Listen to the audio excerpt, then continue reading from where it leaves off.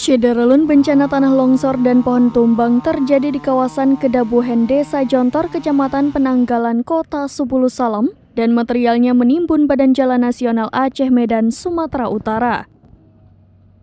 Akibat bencana tanah longsor ini, arus lalu lintas Aceh menuju Medan, Sumatera Utara maupun sebaliknya hingga Sabtu 21 Oktober 2023 pagi masih lumpuh total. Informasi yang diterima serambinews.com hingga pukul 8 waktu Indonesia Barat, arus lalu lintas dari Aceh menuju Medan, Sumatera Utara atau sebaliknya masih lumpuh. Kasat Lantas Polres Subulu Salam, Ibtu Danisyah Putra SAB, yang dikonfirmasi serambinews.com melalui Kanitur Jakwali Aibda Rahmat Sabari membenarkan informasi bencana tanah longsor dan pohon tumbang yang menimbun Badan Jalan Nasional itu. Aibda Rahmat Sabari juga membenarkan jika tanah longsor dan pohon tumbang tersebut menyebabkan lumpuhnya arus lalu lintas di Jalan Nasional Aceh Medan, Sumatera Utara.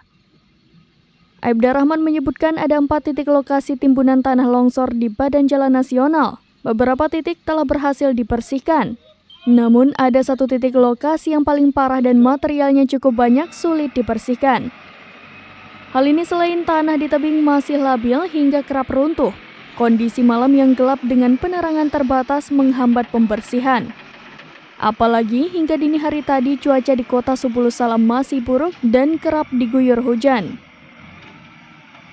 Aibda Rahmat Sabari menambahkan pembersihan material longsor di lokasi terparah terpaksa dihentikan sekitar pukul 1:30 waktu Indonesia Barat demi menghindari hal yang tidak diinginkan.